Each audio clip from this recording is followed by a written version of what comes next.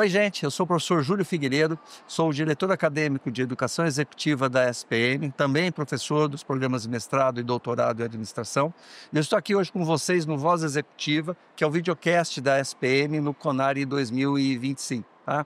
E comigo aqui hoje para bater um papo está a Kátia Galbiraba Moreira, que é a Head de Gente e Gestão da Brasinitas, e a gente vai conversar um pouquinho, né, sobre o papel do RH do ponto de vista estratégico dentro das organizações e como esse trabalho estratégico ajuda a empresa a sustentar todas as demais operações, inclusive o desempenho da marca da empresa. Kátia, muito obrigado por estar aqui hoje com a gente. Eu que agradeço, é um prazer. Nosso prazer é tudo nosso. Kátia, a SPM trouxe uma proposta de discussão sobre o papel do RH dentro das organizações hoje, passando por 4 pilares, tá? Que é o pilar da sustentação estratégica, que é realmente o RH se tornar protagonista do desenho da conduta estratégica da organização. Uma questão relacionada à gestão do ambiente de trabalho hoje, que ele é multietário, né, multigeracional, a gente tem 5 gerações que vivemos hoje, tá? A questão da tecnologia, né, e a eficiência que ela traz, tentando de alguma maneira conciliar isso com a contrapartida da criatividade humana, da empatia humana, que pelo menos para mim, graças a Deus, as máquinas ainda não têm, tá? E finalmente também importante para a gente é como o RH, né, como guardião da cultura organizacional e da conduta interna, pode ajudar as organizações a realmente potencializarem a sua marca e transformar aquele posicionamento que é projetado em reflexo da cultura organizacional. Então, essa é a minha primeira pergunta para você, em relação ao papel estratégico do RH.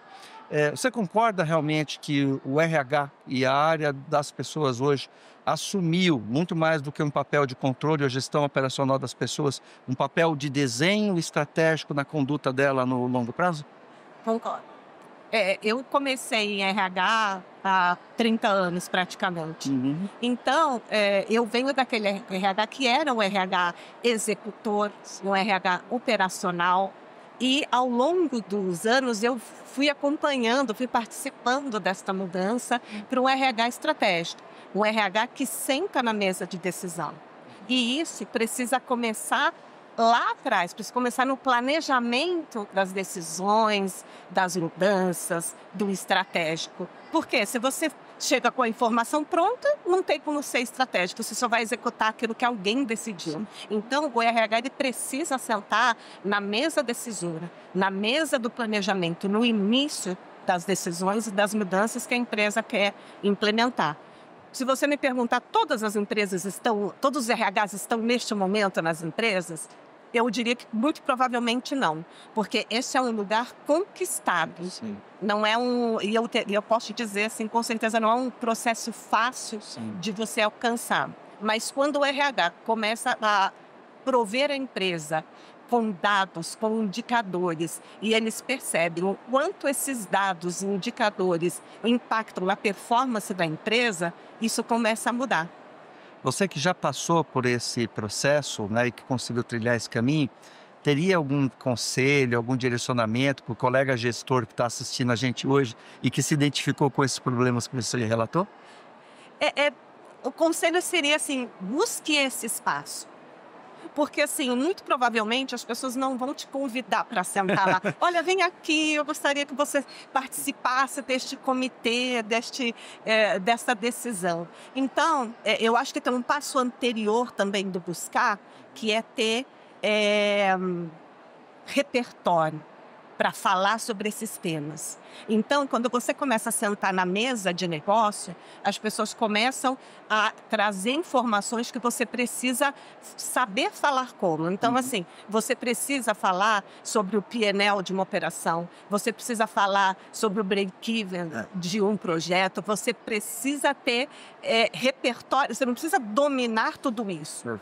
Até porque, por vezes, né, você é uma pessoa de RH e você não é uma pessoa ligada a finanças, a economia, a marketing, seja lá o que for, mas você precisa passear sobre esses temas e conseguir falar de igual para igual quando você senta numa mesa com diretores de operações, com diretores financeiros, com diretores de marketing, com diretores comerciais, com o CEO da empresa. Você precisa falar de igual para igual. Revoluções econômicas e culturais, como a gente está vivendo hoje, elas geram inexoravelmente um processo grande de transformação social, de comportamento, de mercado. Estava discutindo em palestra ontem sobre a questão da mudança muito rápida dos skills, das competências que têm que ser geradas. E para que eu tenha, além dessa amplitude do domínio que você tem nas outras áreas, uma amplitude de desenvolvimento de diversos skills e que acabam passando por uma questão multigeracional, e esse é o ponto. Porque eu tenho skills específicos que foram desenvolvidos por experiência ao longo do tempo, em gestores de mais longo prazo, médio prazo. Tem o que eu chamo lá a molecada mais nova, que está muito mais antenada nas questões tecnológicas, de interfaceamento, de IA. E, de repente, no dia a dia, você sabe bem disso, a gente tem que conviver com todos eles ao mesmo tempo. Como que é esse desafio para você? Olha, realmente a palavra é muito desafiador, né? Porque nós convivemos hoje, desde a geração X, geração Y, geração Z, os Gen Z, né? Agora que o pessoal comenta, enfim. E o que era valor, o que era meta, enfim, são culturas, valores, experiências diferentes. Sim. E então hoje a gente precisa ter muita flexibilidade para lidar com todos esses públicos. E não tem o bom e o ruim. Não tem. Porque de todos eles tem aspectos positivos e aspectos que podem ser melhorados. Mas eu acredito que eles são complementares. Sim. Eles são complementares. Sim. Agora, o que a gente vem tentando é fazer trocas entre esses públicos, né? Então, por exemplo, nós temos um jovem aprendiz de 18 anos e o gestor desse jovem que, por vezes, tem 60. Eu tenho exemplos claros hoje dentro da empresa. Sim. E aí, assim, como é que a gente conecta isso sem causar um atrito muito grande?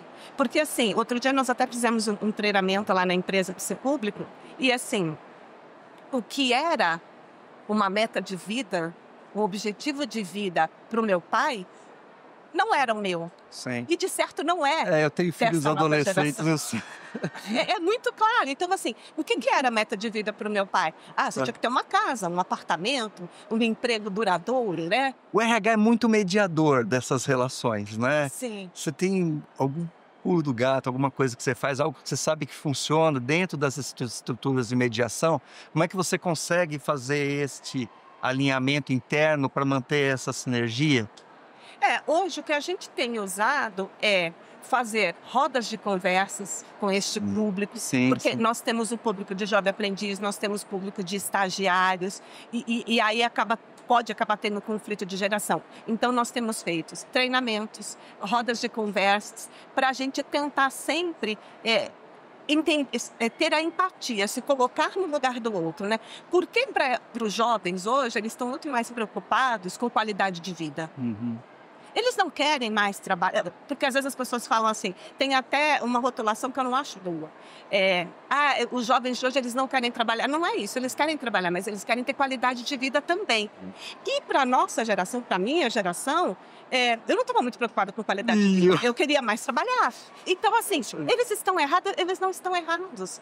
É uma forma diferente de ver as coisas. Então, o que nós acreditamos é que a comunicação, essa troca, essa empatia, essa escutativa é que vai fazer a diferença. Me colocar no lugar do outro e entender que, assim, este é o momento dele, a visão dele neste momento que ele está. E não tem certo ou não tem errado para nenhum dos dois. A gente só precisa ter um outro olhar. Olha, a gente trabalha em escola, sou professor, sou diretor de área e eu concordo contigo, mas realmente ter uma visão mútua de mundo para que um consiga realmente ter uma empatia no sentido de construir um entendimento do conjunto de valores.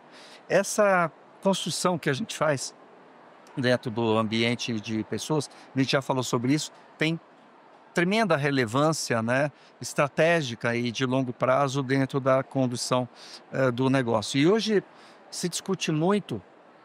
A SPM tem um hub que chama Hub de Employer Branding, que ela trabalha um aspecto relativamente contemporâneo do gerenciamento de pessoas, que é a contribuição da cultura organizacional, tá?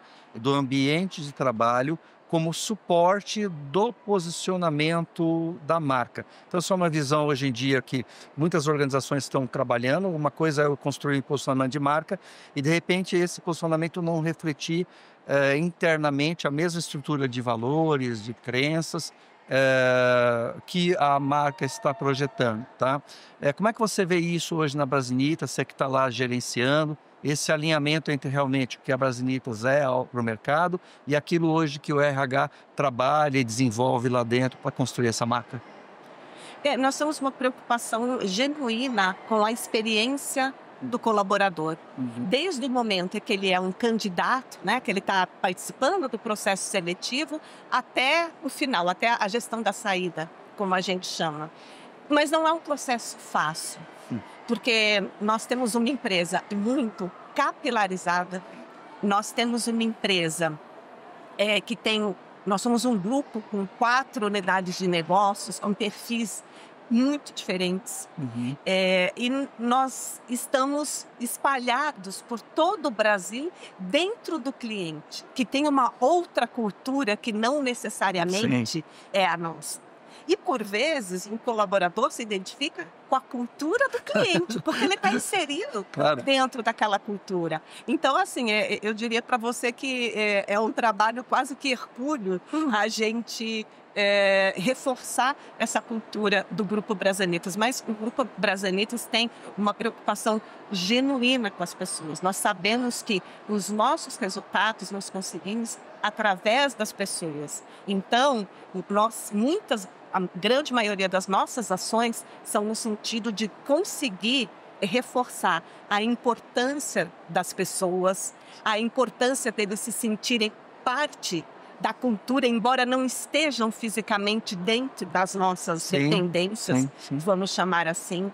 Mas, só dando um exemplo, né, para você ter uma ideia, na pandemia, onde tudo praticamente estava fechado, tinha até uma expectativa assim, as pessoas vão ser desligadas.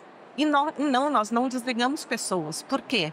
Porque naquele momento nós tivemos os hospitais de campanha. Então, o que nós fizemos? Nós remanejamos pessoas que estavam nos shoppings, que estavam nas empresas que estavam fechadas, para os hospitais. Então, assim, por quê? Com essa preocupação de que nós temos 25 mil vidas que, de alguma maneira, dependem desse trabalho. 25 mil vidas, fora suas famílias. Se a gente for multiplicar isso por 4 ou 5 pessoas, a gente sabe que é um volume muito maior. Então, nós temos essa preocupação e fazemos muitas ações no sentido de reforçar a cultura e reforçar a importância das pessoas dentro das empresas. Porque hoje as pessoas, elas representam a cultura da empresa. E é interessante, às vezes, quando você tem um associado, a gente costuma dizer, né, que veste a camisa, né, porque ele coaduna com aqueles valores, ele sabe que realmente a marca que ele representa lá, representa aqueles valores nos quais ele acredita.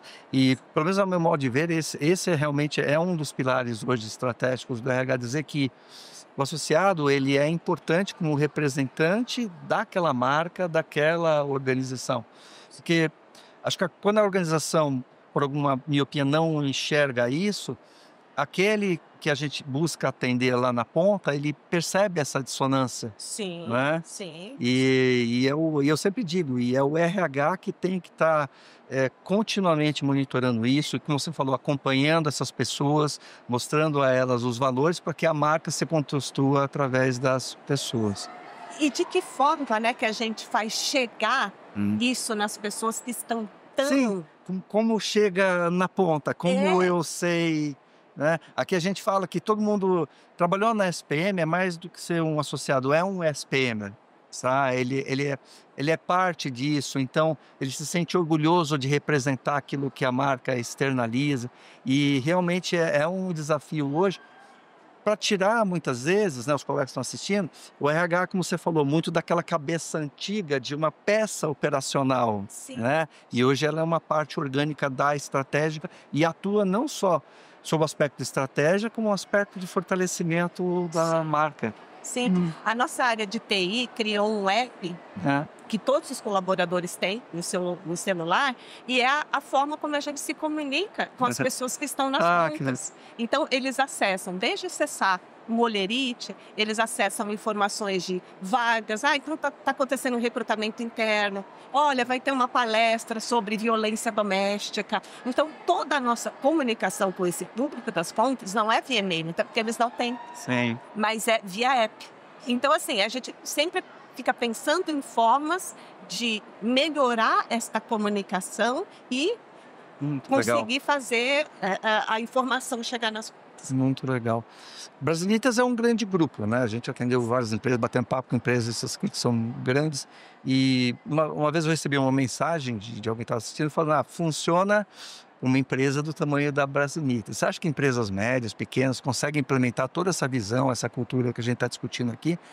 Você, meu colega comentou comigo aqui, é só coisa de empresa grande. Não, eu acredito que é possível, obviamente, guardar as devidas proporções, os devidos investimentos e tudo mais, mas eu acredito que seja possível em qualquer tamanho de empresa. As pessoas só precisam querer fazer acontecer. Sim, sim.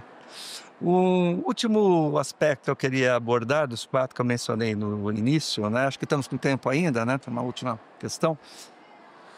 Não dá para deixar de tocar em tecnologia, em revolução tecnológica. E uma pergunta bem aberta: como é que você encara o que está acontecendo hoje, principalmente na sua área? Hoje a IA está bastante forte, né? Não só para nós, no mundo como um todo.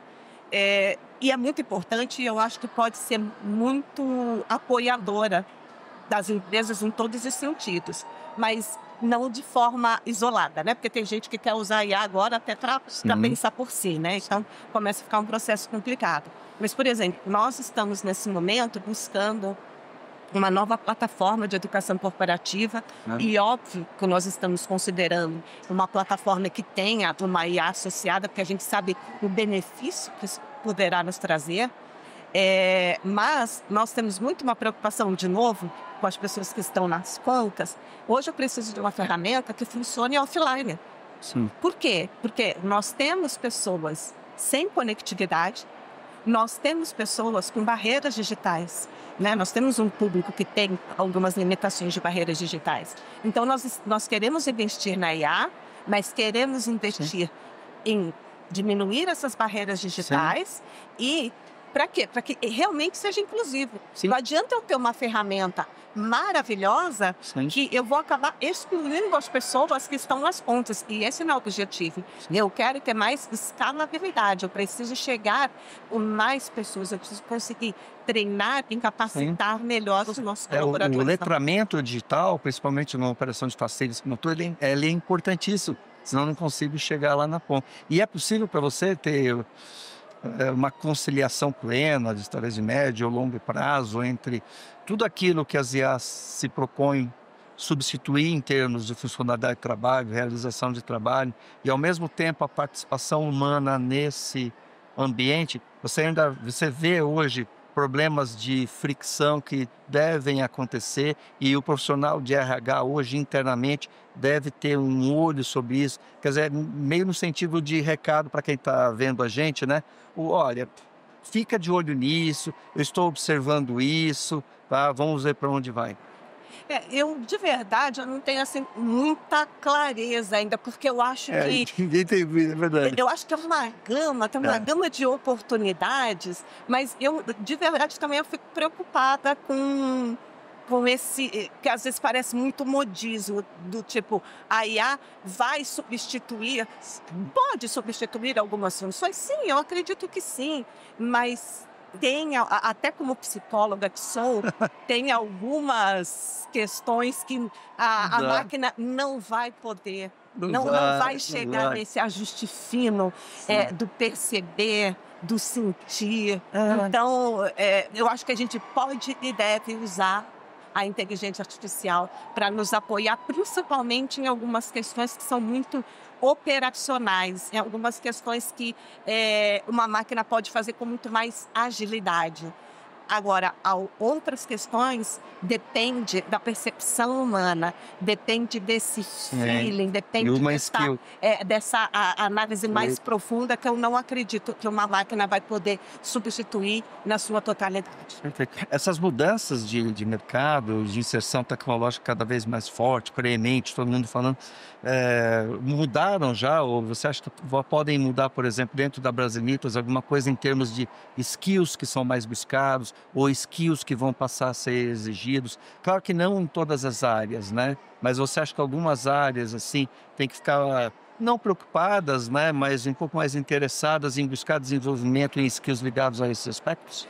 Eu acredito que sim. Eu acredito que algumas áreas têm uma interface muito mais próxima dessas mudanças. Então, por exemplo, a área de TI, óbvio, está Sim. totalmente envolvida nisso. Áreas de inovação, Sim. áreas de projetos, áreas que realmente as pessoas precisam estar antenadas. Até financeira, né? Financeira, áreas de automações, Nossa. enfim. Então, eu acho que muito pode ser melhorado neste processo. E algumas áreas, sim, precisam estar mais atentas com o que está acontecendo e com as ferramentas que o mercado está oferecendo para melhorar e automatizar, melhorar processos, diminuir tempos. Sim. Eu acho que tem uma gama de oportunidade nesse sentido. Que me leva à questão agora, então, do reskilling, né? Ou do upskilling, né? Tendo em vista essa conversa. Como é que você pensa que grandes projetos, né, drivados por essas mudanças necessárias, exigem, né, de estruturas internas e projetos de upskilling e reskilling? E, na tua visão, né, para uma empresa do porte da Brasilitas ou até mesmo uma empresa média, eles devem ser conduzidos, né, nessa requalificação ou nessa reformação, internamente, via universidade corporativa, via parcerias externas, via desenvolvimentos de LMS. Como é que você vê uma estratégia para manter esse acompanhamento nessa... Estava na minha palestra sobre mudança de skills, né, upskilling e reskilling. O World Economic Forum tem um relatório nos últimos 10 anos. Em média, 40% dos skills mudam em 5 anos, ou desaparecem ou morrem. E aí, para manter competitividade, você tem que ter esses programas internos. De que maneira você vê, na sua visão, a melhor forma de estruturar isso internamente ou de começar um caminho para isso aí? A pergunta que sempre me fazem.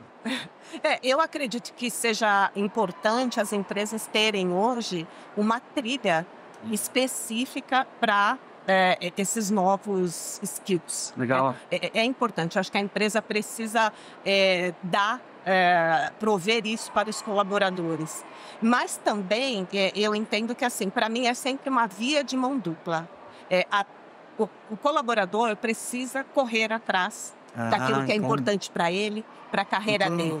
Então, assim, se eu estou numa área que é uma área que a IA pode me ajudar, pode colaborar, eu tenho que correr atrás. Você vai lá e puxa. Eu tenho que correr atrás, né? Porque eu acredito que as empresas podem e devem oferecer uma trilha de carreira de capacitação, seja ela através de uma universidade corporativa ou de cursos específicos, trazer uma consultoria de fora e fazer uma capacitação em massa para algumas áreas que, enfim, que estão envolvidas, criar um núcleo específico de IA multidisciplinar e capacitar esse público. Eu acredito que é super importante, mas as pessoas precisam também correr atrás daquilo. É push-pull, né? Porque também se eu ficar só empurrando, às vezes o associado fala, nossa, mas é interessante isso, o RH fica me mandando esses cursos para fazer. Não, e às vezes a pessoa não vê valor. Mas o Ju mandou fazer mais um treinamento.